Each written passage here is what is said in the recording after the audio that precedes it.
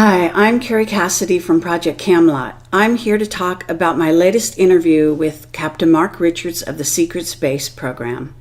And I was just visiting him a couple of weeks ago with his wife, Joanne Richards, who is actually out on the circuit talking about his information.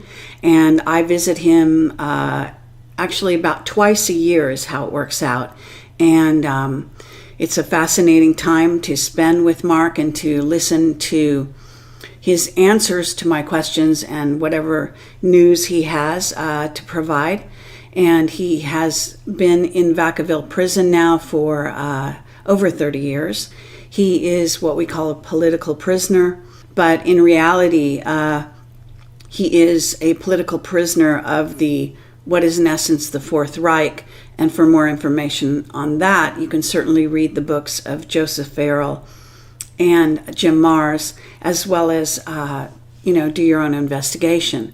So I do want to say that Project Camelot is an investigation. We are looking to reveal the truth wherever we can find it. And I do want to say use your own discretion. I encourage you to do further research after listening to what I have to say. You don't need to take anything on board as truth verbatim. I interview people because I am looking for what are in essence nuggets of truth. I don't believe any one person has the whole truth. And certainly this information is going to be highly contentious. So I do encourage you to do your own research and come to your own conclusions. So with that said, I want to say that when I interview Mark, I do find a great deal of truth in his testimony, and most of it, in my estimation, putting together 3 or more witnesses who do not know each other and are saying the same thing, is a beginning to really finding out what's really true. And in Mark's case, most of everything he has ever told me has either come to pass or checked out. Now, there are things that we have no way of checking at this time. I have other corroborating testimony across the Camelot information, and I have been now doing this for 11 years.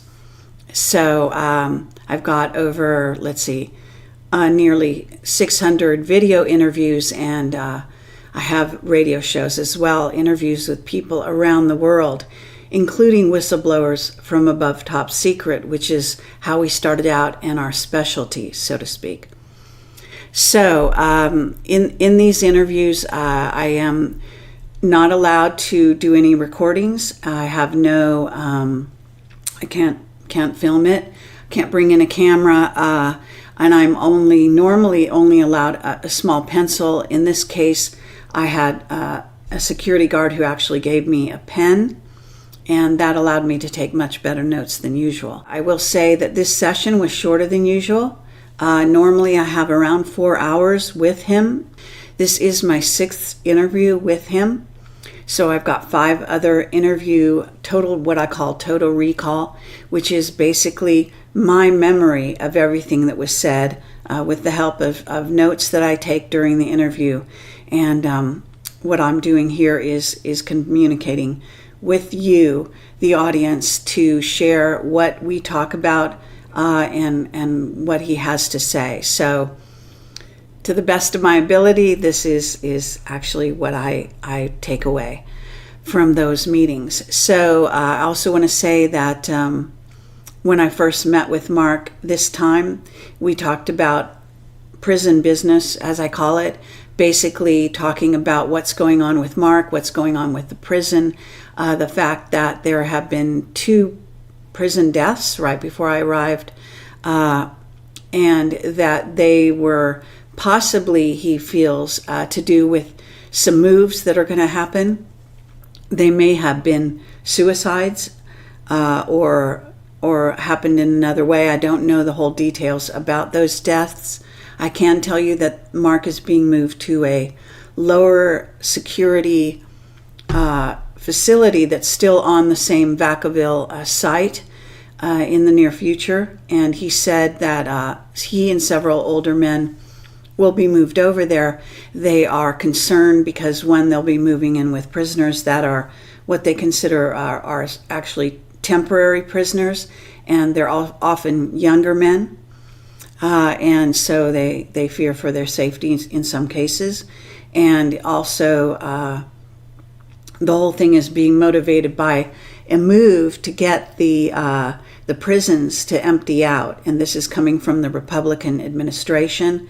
There is pressure for the prisons to give actually parole to the prisoners.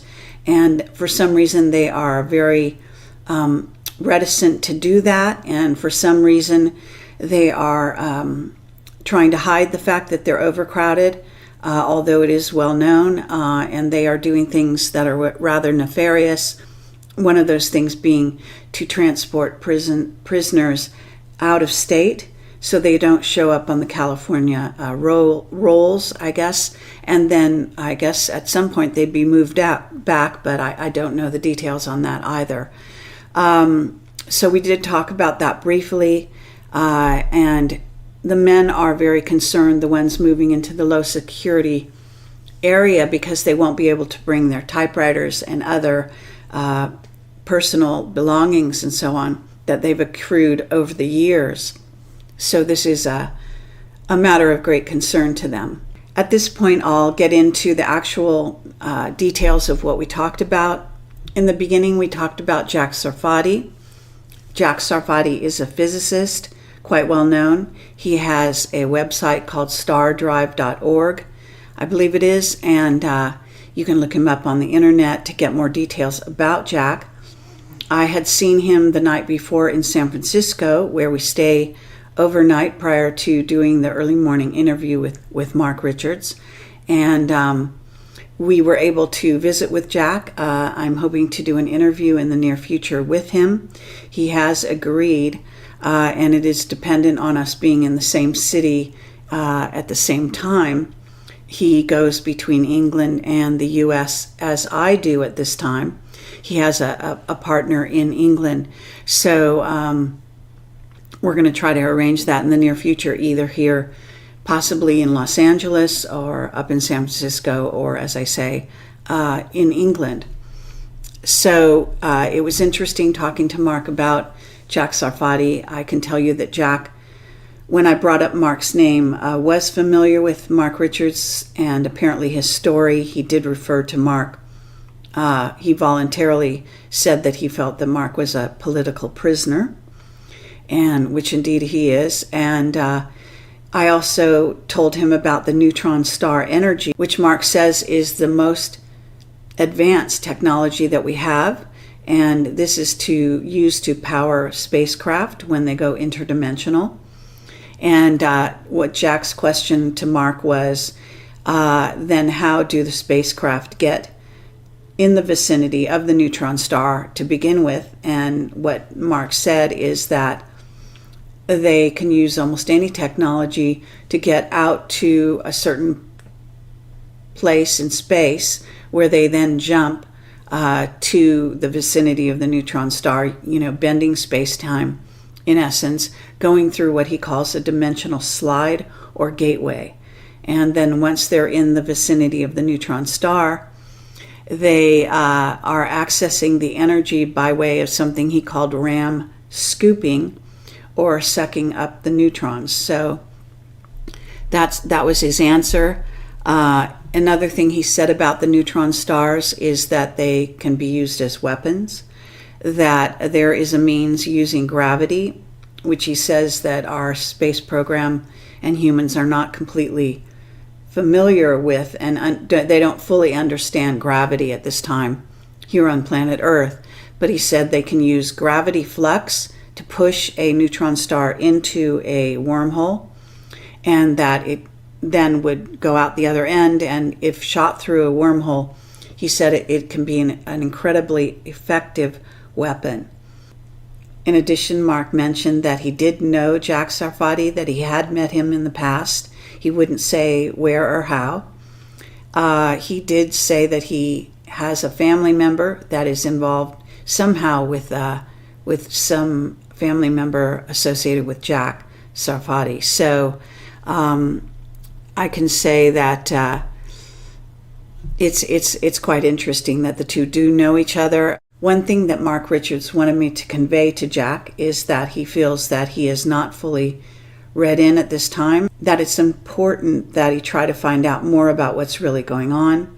He did think that Jack Sarfati would be a great person to demonstrate some of the technology that Mark has talked about, and to share that with the public. So that was a very interesting thing. And he did tell me that I could communicate with Sarfati as to some of the things he's saying here, and which I will do. Now, Mark also talked about Trump, and he said that he is positive that Trump is not fully read in. He can't say how he knows that. He did say that he doesn't feel that Trump has enough good people around him, is how he put it. He says that he is being fed some bad info, as he put it. He also says that Republicans are afraid of him because he is something of a loose cannon and could do anything at any time. So that was his take on Trump.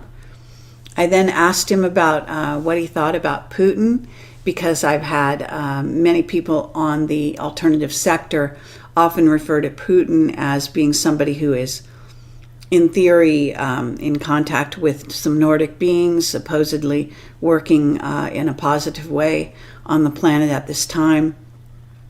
And Mark felt that Putin is not a good guy. He felt that Putin would not even classify himself as such.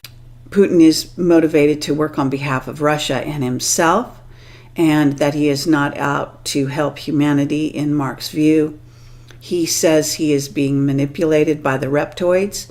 He said that Putin is not a reptilian, however, and he also wanted to say, in all fairness, that both the U.S. and Russia are being manipulated to try to keep them apart, and also to try to keep them from going into space. So that there is sabotage that is happening, basically by the reptoids.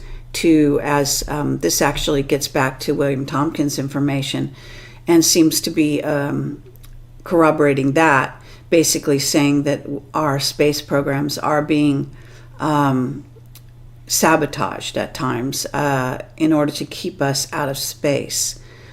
And Mark also said that Trump, in terms of the Russia-Trump association, that Trump's attitude towards Russia is more of that of a businessman.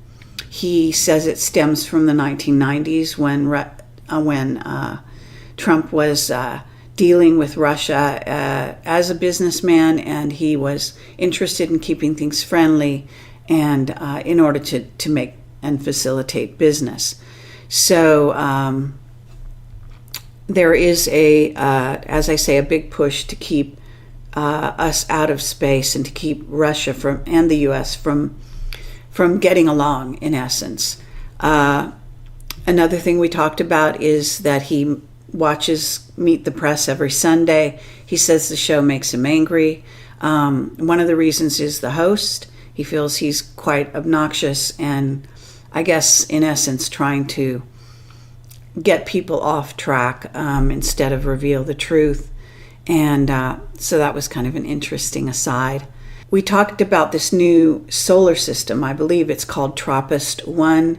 It's announced by NASA, and Mark said that it was announced in violation of a treaty that Earth signed with those planets that are part of the TRAPPIST-1 solar system, if I understand this correctly. He said it was 40 million light years away, that it has 9 planets circulating around a red dwarf. From what I understand, there are 3 planets with life forms on there.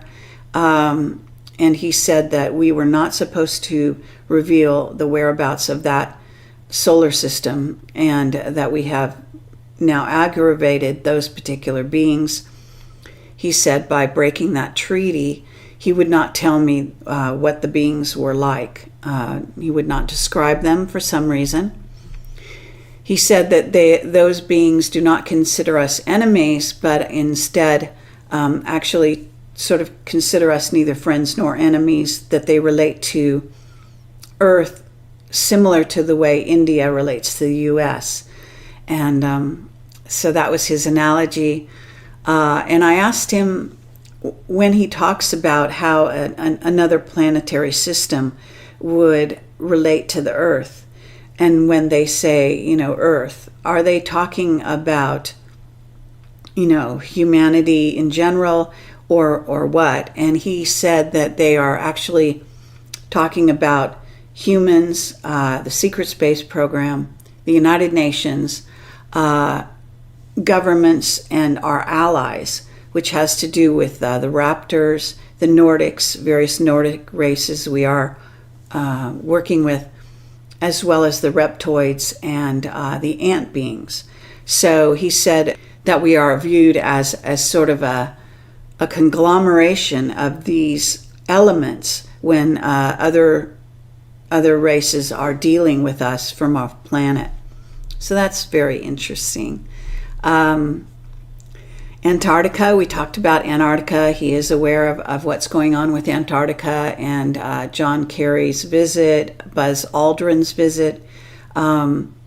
He did say that he believed that it's very possible that some of the rumors about Antarctica and Atlantis may be true, in terms of that Atlantis could in fact be, Antarctica could be a piece of Atlantis.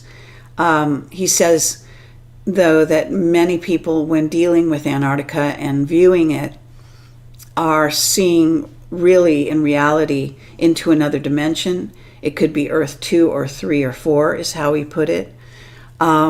He said there are tons of remnants that are left behind, I guess, throughout history on Antarctica. He talked about this mountainside that is basically a portal into Antarctica and into these other dimensions.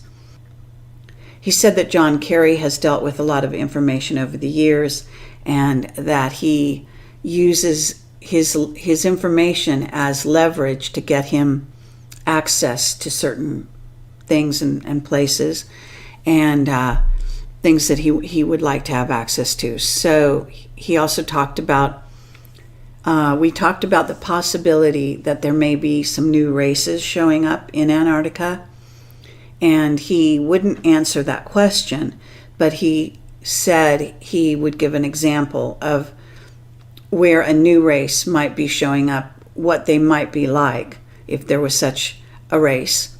He said, for example, there could be these energy beings that are friendly towards us, but that are also, without knowing it, detrimental to us, because they may spit acid that then dissolves human skin. So he said, there are issues of that nature going on when we're dealing with other races. And he also said that Antarctica has become a kind of a preferred meeting place for meeting with other races, partially because of the surveillance, the pervasive surveillance around the globe at this time. And my interpretation of that is that he's not just talking about human surveillance, he's also talking about artificial intelligence, not only ours, but that the artificial intelligence belonging to various ET races. So, for example, if our government wanted to if our government wanted to meet with a certain ET race in private and not let other ET races they're meeting with them, then Antarctica has become a select meeting place in that regard. So that's how I would interpret that. And we then talked about Atlanta. He said that there was in the news, and this was reported in the news, that there was a piece of freeway that had caught fire that I guess fell down or dissolved, and that a homeless man was being blamed for this, and that in reality this is what he called a chemical weapon, or a biotech weapon that basically the government was using to experiment with.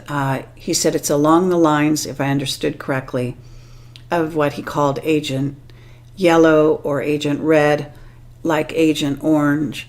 It could be a biohazardous material or bioweapon gone wrong, and or you could see it as a chemical warfare agent. So then we talked about Vietnam. I had, over the couple years I've been interviewing Mark, I noticed that he referred often to Vietnam as being a place where the war in Vietnam was not really what we thought it was, that there was an ET race that we were having dealings with there, and that was the main reason for the war in Vietnam. And so we talked about what is in essence an invasion that happened, and that Vietnam was not about so-called the spread of communism, that it was actually about an invading race of spider beings who originally came to our planet in Angkor Wat. And Angkor Wat is an area of Cambodia that has these really amazing temples and structures. Those are still standing, but the humans that were part of that civilization, of which there were apparently over 1 million, disappeared virtually overnight, and there was no trace of them. And it's always been a mystery. And he said that what happened was these spider beings that are the size of what he says are VW bugs, those cars, basically invaded through the stargates, because there's he said, a vast system of stargates and portals in the area of Southeast Asia. And he said what they first did with the humans there is to mind control them into thinking they were out of water, when in reality they had a river that flows through the area. And then once they were weakened by that mind control and lack of water, they then came in and decimated them using a microwave weapon. And after that, they basically ate them. And so he says that this is what he was telling me, and that basically there is no trace of the humans and no trace of anything at this point that shows what really happened there. So he said that race of beings is called the Trogs, and he has mentioned this race in the past on a few other occasions, although I think this time he was specific as to the fact that they are, in essence, spider beings. He said at the time they did decimate that race of humans in, if I understood correctly, 2.5 days. So that's how long it took them. And then he said they returned through the stargates. He said during World War II, they returned through the stargates at the time when our planet and the governments and military were focused on a different part of the world, and that basically Vietnam was the resurgence of them coming back through the stargates. That's what the war was all about. He said that they were successful at that time in repelling them, and apparently they have once again started to come back through. I'm not sure where, and my understanding they're somehow a threat. He says there are 4 threatening sort of negatively oriented races at this time, threatening invasion of planet Earth. He said that the soldiers in Vietnam in most cases had their minds wiped. They're dealing with PTSD, but they're also dealing with memories that I guess they're trying to bring forward that basically they can't access.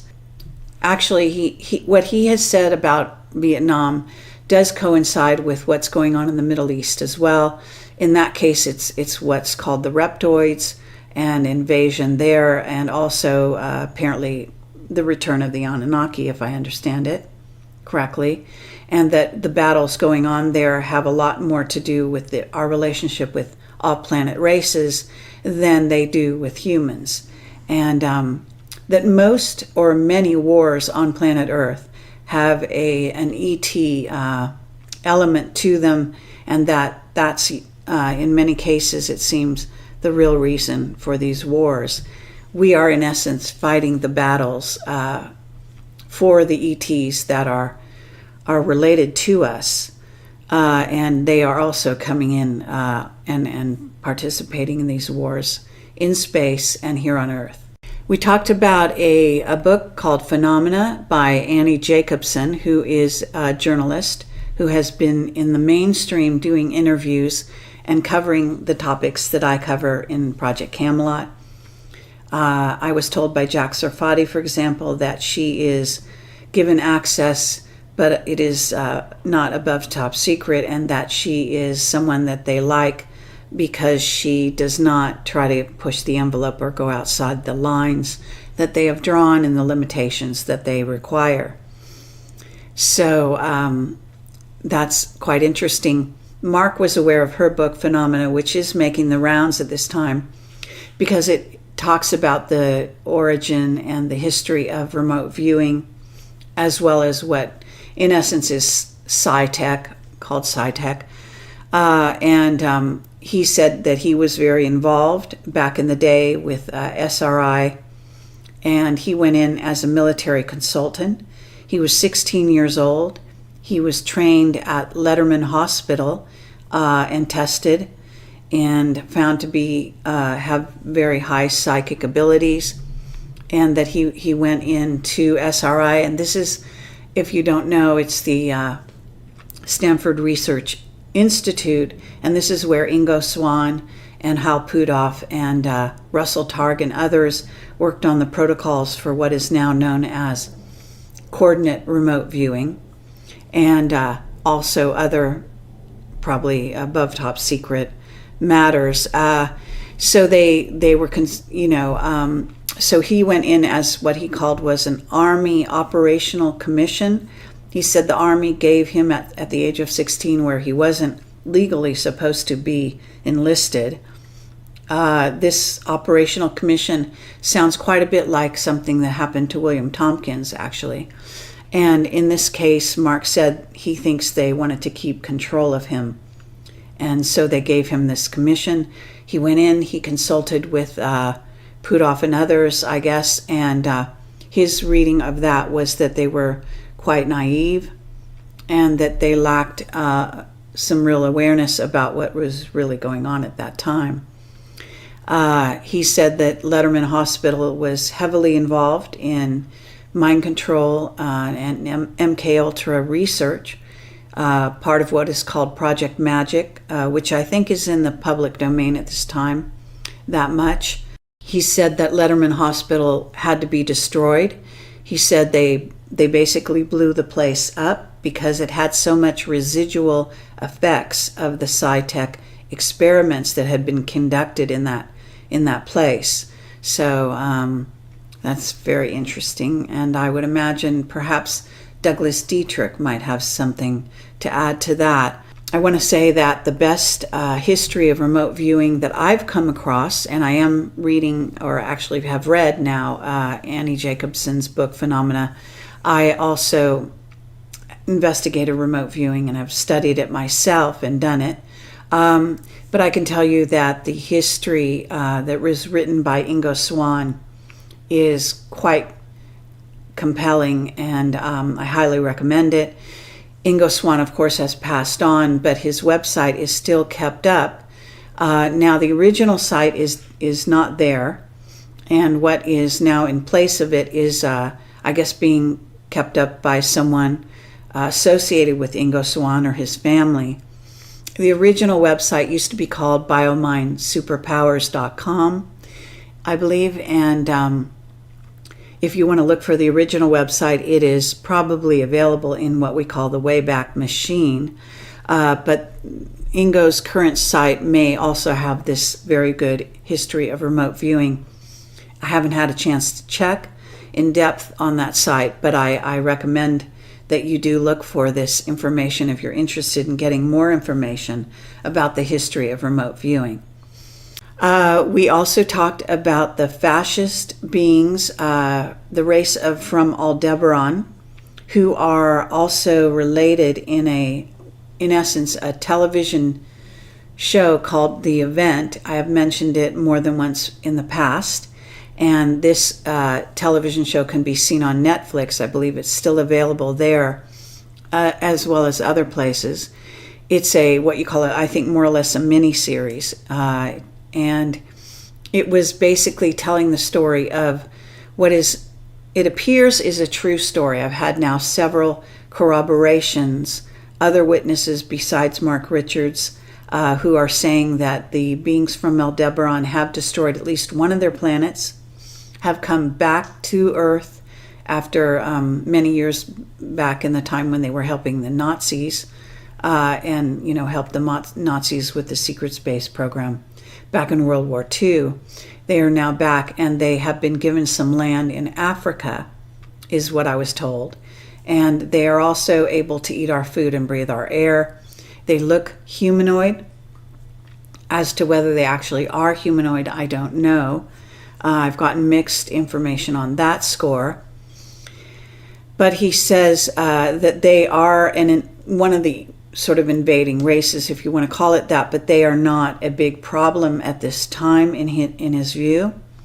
That the Trogs from Angkor Wat, the time of Angkor Wat, are returning, and they are much more of a concern to the secret space program at this time.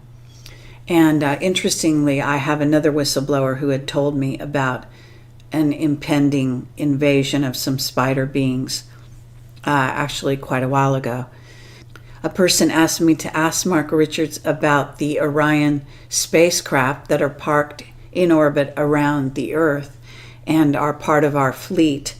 And Mark said, in answer to the question was, how do we get, do those craft land on Earth, or do they have to, take a craft up to the Orion ships? And Mark said that they do not land on Earth, and that any craft that they take can even be a rocket, a conventionally propelled rocket, and or small craft. What I extrapolate from this gets back to what we call the Venture Star, and that was revealed in part not only on the internet, it's been out there for a while, but also by Gordon Novell in some photographs that he showed as part of my Shadow Operations pilot for True TV. That back in the day when Bill Ryan and I were working together, we did a pilot for True TV. Many people will know about it. It's called Shadow Operations, and you can watch it on my YouTube channel. Just put in the word Shadow Op, and you should be able to pull it up. Highly recommended. And there's quite a story that's associated with that, and how the CIA basically shut down that pilot going to series. Our producer and the director were fired and replaced when they didn't accept the CIA offer for them to be in charge of the show.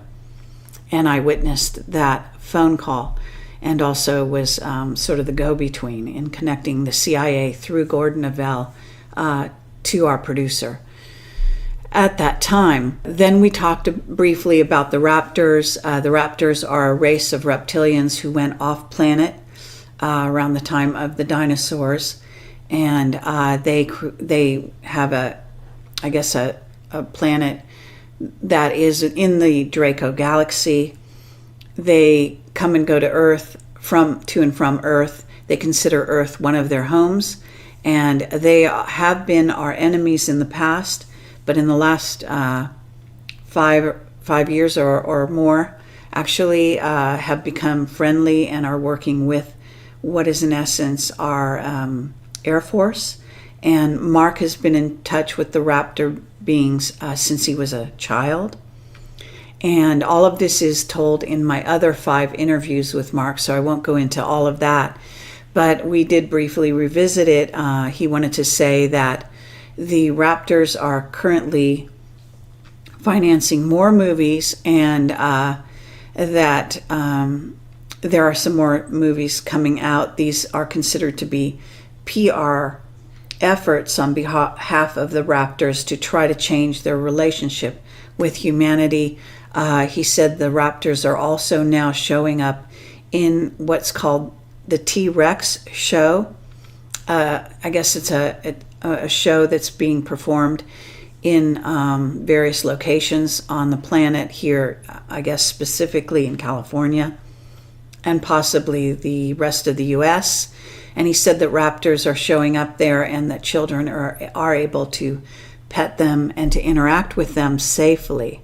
So if you want to try to go to a T-Rex show, perhaps you'll end up being able to pet a raptor if this is accurate information. As part of this meeting with Mark this time, as I say, it was cut short. I'm not sure if it was the topics we were discussing or whether this was a prison-motivated reshuffling where they decided to cut short the time.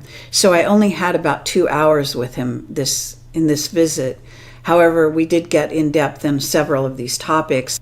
We discussed actually the philosophy from the military point of view that Mark seems to share and admits sharing, that has to do with whether or not humans can handle the truth.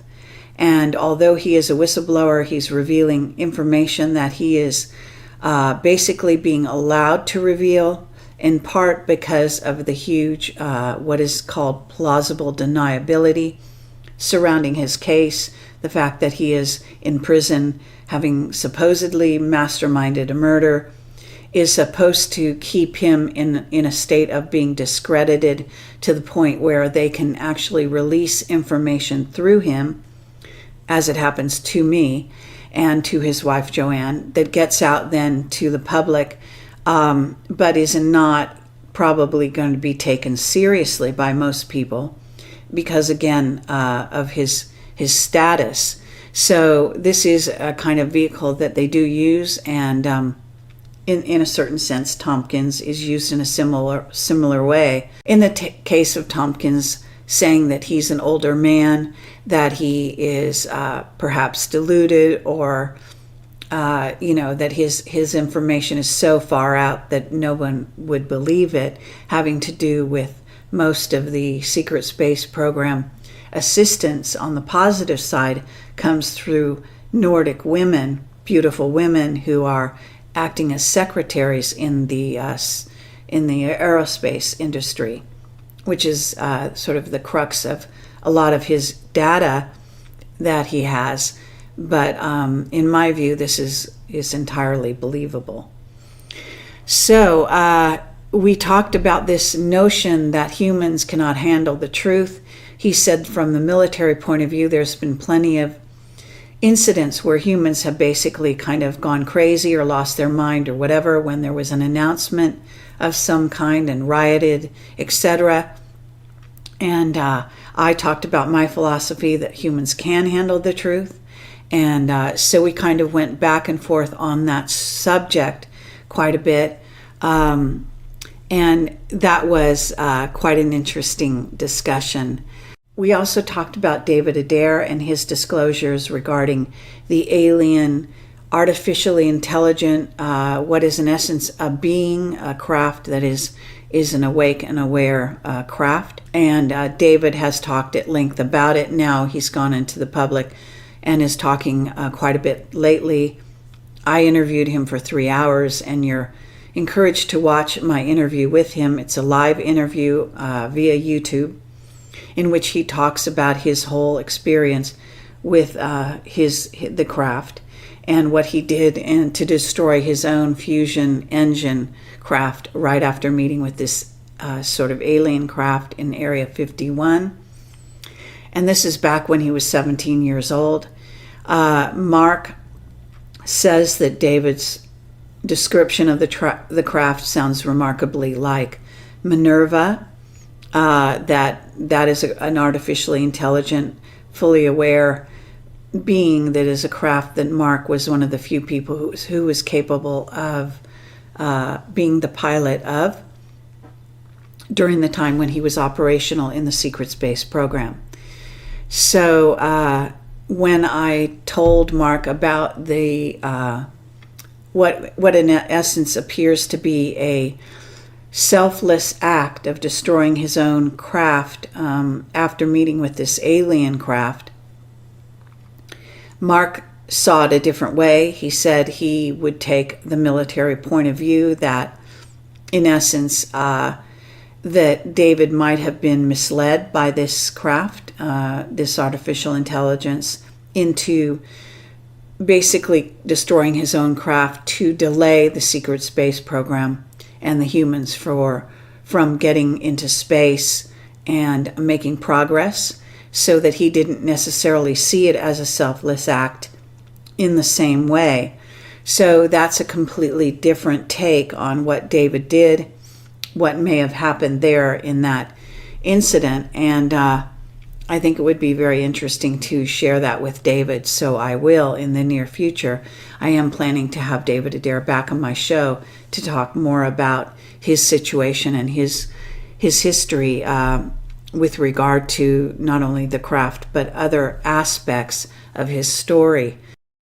Then another thing I ran by Mark, and this was more of a discussion again, and had to do with what I feel is a picture, a sort of a story being painted by the powers that be, by the, in essence, the secret space program, what is being put out for the public at this time, of a heavy emphasis on the reptilian Nazi connection in various whistleblowers that have come forward over the few years, and especially lately, of course, through William Tompkins, as well as others, and the work of Joseph Farrell, for example, as well, and basically talking about what is, in essence, a scenario being painted of a potential invasion of a negative race, and also revealing some of the power structures of what's really going on in the top of the triangle, so to speak, here on planet Earth.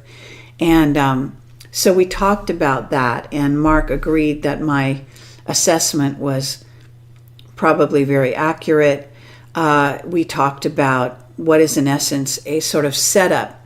It's, if you will, a kind of a Project Bluebeam view of things, but it's actually an accurate one that has to do with not a fake alien invasion, but a real one, and one that has actually happened multiple times throughout our history. And you can also look at the work of Ashiana Dean for more about this, but that it is also something going on now and in the near future that humans may become aware of, and that it may be sold in part by one side of the secret space program that's interested in putting out something which is, in essence, a fake alien invasion, and the other side wanting to put out what is, in essence, a real alien invasion. So in a certain sense, they have a kind of they're at a draw or a stalemate, because in essence, there are two sides to the secret space program. One side that believes that there is, in essence, a number of races out there, countless really, that we are dealing with a number of positive races and certainly some specific negatively oriented races, and that this secret space program is working to protect the Earth, that Earth sovereignty and, in essence, Earth defense, defending sacred ground and humanity's sovereignty as well in the face of these invasions is vitally important, that humans do need to be woken up and brought in to learn the truth, and so on. And this also has, in part, as an objective, even as stated by William Tompkins, the notion that humans can assist with defending the Earth if they know more about it, and that they won't necessarily lose their minds if they are read in slowly but surely, which does appear to be something of what's happening in terms of course, the movies and the television and disclosures like what you're getting here on Project Camelot. and many others who are contributing to this effort. The other side of that has to do with also the Illuminati and the secret space program, the side that wants to deceive humanity, that is working on the side of the negative forces out there. And they are often trying to sell humanity on the idea that there are nothing but positive races, that humanity can just relax and go back to sleep in essence, that there's nothing to worry about, and that if you find that you're listening to someone out there, whether it's a movie, a television show, or an individual trying to sell you on the fact that there are all positive ETs out there and that you don't need to worry and that you're protected, etc., that they are very likely disarming you as part of a planned invasion scenario in which what is in essence the human corroborators are basically interested in joining the conquerors and believe they will get special treatment should this come to pass. What is in essence the New World Order scenario. And so it's important, if you want to understand whether someone is positively or negatively oriented, to sort of see what they're trying to sell you in this regard. We very briefly talked about the flat earth theory, and Mark said that he thinks that it is basically a psyop to confuse people. So that's the end of this presentation, and I do have written notes that will be put on my website that you can go back over various things and see what this covers. And thanks for watching, and use your own discernment. My mission in Camelot as an investigative journalist and documentary filmmaker is to give you testimony, to bring the testimony forward of individuals that I feel have nuggets of truth and that are talking about elements of truth that it's important that humanity become aware of. It does not mean, however, that I believe everything I am told by my various witnesses. I am an investigator, and I continue to keep an open mind. And I do think that that is of paramount importance when dealing with everything on planet Earth, that nothing is as simple as it may appear. And I do believe that conspiracies are common. Conspiracies of one or more persons getting together to deceive or to do a nefarious act or a diabolical act against another section of humanity. This is happening every day all over the planet. So it's all about how you look at things, and it's very important to stay open and to stay discerning. So thanks for watching, and take care. Good night.